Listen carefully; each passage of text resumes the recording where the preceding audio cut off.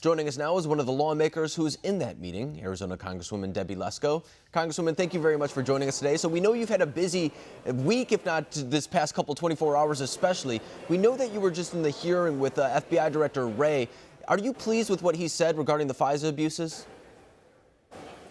You know, I really want to know more. I mean, as you know, President Trump, boy, he said he was being spied on, and most of the media laughed at him. People laughed at him, said, oh, that's not true. And it turns out it was true, and as evidenced in the IG Inspector General report. And so he gave answers like, I agree with the Inspector General report, but I really want to know more. I want to know what's happened to these people that misused the FISA court and deceived the FISA court. I mean, something should happen to them, even if they voluntarily resign.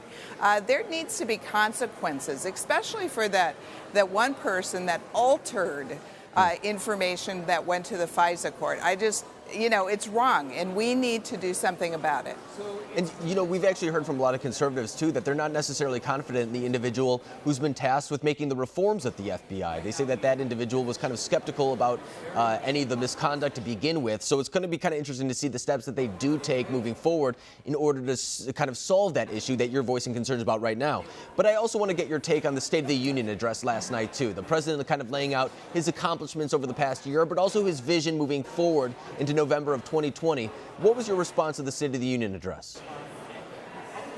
I think he did an excellent job. As you said, he laid out what he's already done, especially the booming economy, low unemployment rates. I mean, basically anybody that wants a job can get a job. And then he talked about improving education for our children, lowering the cost of health care, all good, optimistic things. And you compare that to what the Democrats have done for the last year since they've been in power in the U.S. House of Representatives. All they've done is wanted to impeach President Trump. And you can see from Speaker Pelosi dramatically ripping up the speech last night, right as President Trump was talking about God and faith and how great our nation is. I mean, just the anger and the vitriol, it's just really beneath this House of Representatives. It was really a sad case. And, you bring up impeachment, and you're actually part of the congressional impeachment team. As I said, you've had a very busy week so far.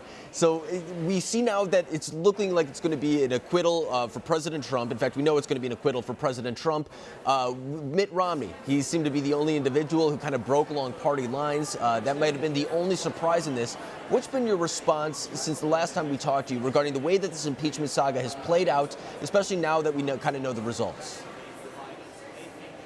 Well, and I think we knew the results all along. I mean, certainly it was an educated guess all along that President Trump would be acquitted.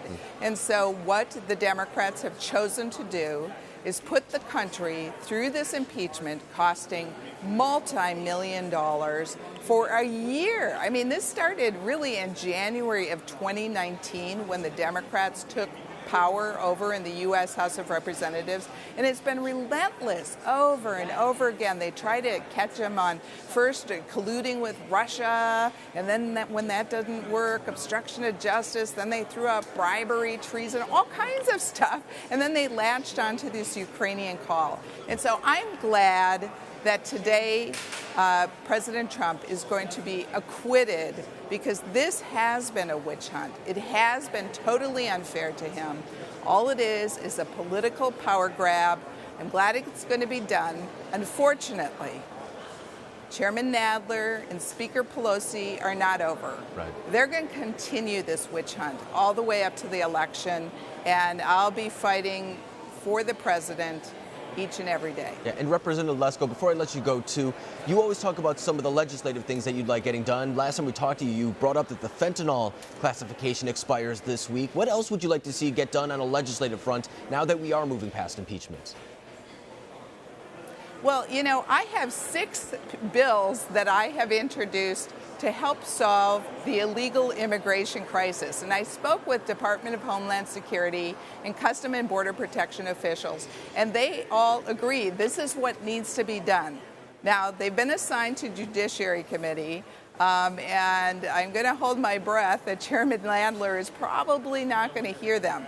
However, there is one bill that of my bills that Democrats have said they may be supportive of, and that is increasing the number of immigration judges, because we have a huge backlog, and they've said they support that, but, you know, we'll see. Yeah, I guess only time will tell at this point. It looks like we are finally moving past that process, so you may have some good signs in the upcoming days regarding those bills. But Congresswoman Lesko, thank you very much for joining us tonight. Thank you.